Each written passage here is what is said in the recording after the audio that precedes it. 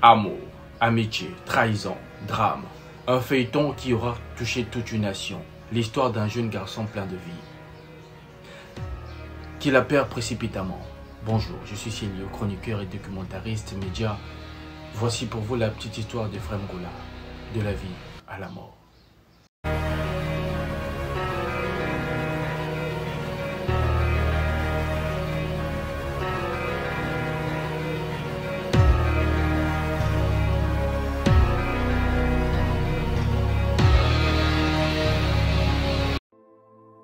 Ephrem Goula naît le 13 janvier 1996, est un jeune plein de vie, très actif sur les réseaux sociaux et artiste en herbe, ancien élève de Charles Montesquieu.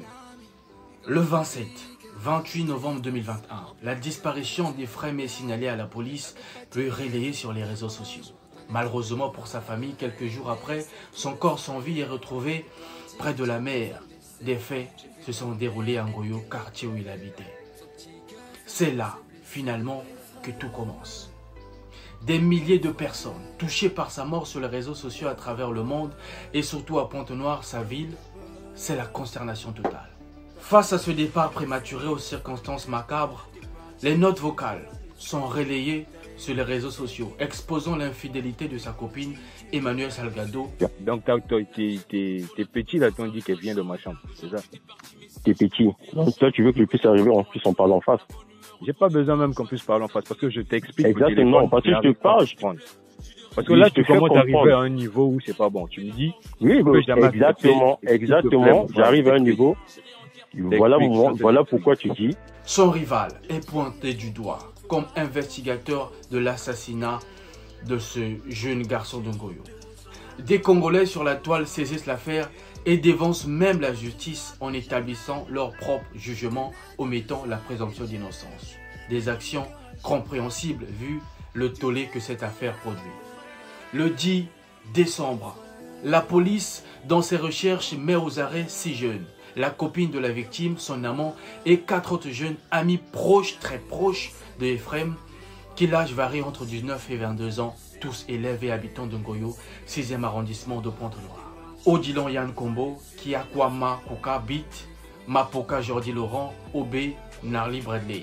D'autres, parmi eux, ont même relayé les publications sur le décès de Ephrem et même changé l'image de leur profil de personnes endeuillées considérées comme des Judas à l'image de leur trahison. Pendant la veillée, on remarque le soutien moral et financier de pratiquement tous les jeunes de la ville, des influenceurs congolais, artistes et autres. Des appels aux dons sont lancés, atteignant des sommes incroyables. Tout le monde veut aider, touché par cette histoire. Des hashtags justice pour Ephrem sont lancés. Finalement, c'est le 21 décembre que Ephrem Goula est enterré, accompagné par des milliers de personnes.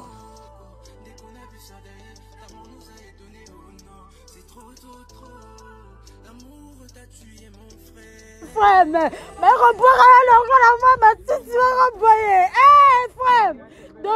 on attend du procès. Les accusés sont mis aux arrêts et quelques temps après, une vidéo d'Emmanuelle Salgado fuite sur les réseaux sociaux, voyant la jeune fille très en forme, rigolant, à la limite narguant la famille d'Ephrem en deuil.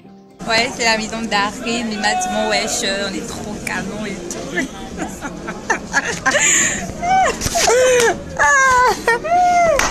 Une vidéo qui énerve de nombreux Congolais en attend du procès.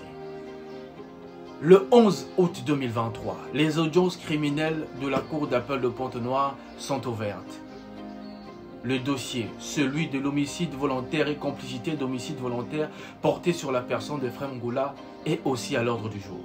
Ouvertes depuis le 11 août dernier, les audiences criminelles de la Cour d'appel de Pointe-Noire poursuivent leur bonhomme de chemin. Et pendant 5 jours, la Cour a statué sur le dossier qui fait défrayer tant la chronique dans la ville océane, celui de l'homicide volontaire et complicité d'homicide volontaire courant novembre 2021 porté sur la personne de Ephrem Goula. Aucun de ces 6 présumés assassins reconnaît les faits. S'ouvre alors un procès avec beaucoup de rebondissements. 4 sont accusés de la mort de Ephrem ainsi que les 2 autres complices dont Itika Merveille et Salgado. Les incohérences dans certaines de leurs versions sont observées, laissant alors penser qu'il cachera un secret. Pourtant, affirmant eux-mêmes que Ephraim s'est noyé.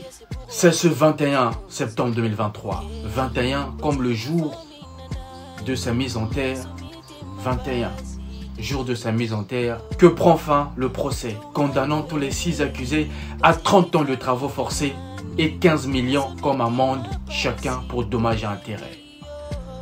Déclare en nous, Itika Merveille Honnête et Salvador Emmanuel, coupables du crime de complicité d'homicide volontaire mis à leur charge. En répression, leur faisant application de la loi, les condamne à la peine de 30 ans de travaux forcés chacun. Sur les intérêts civils, en accord. Duralex, Cedlex, la loi est dure, mais c'est la loi. La justice a du droit.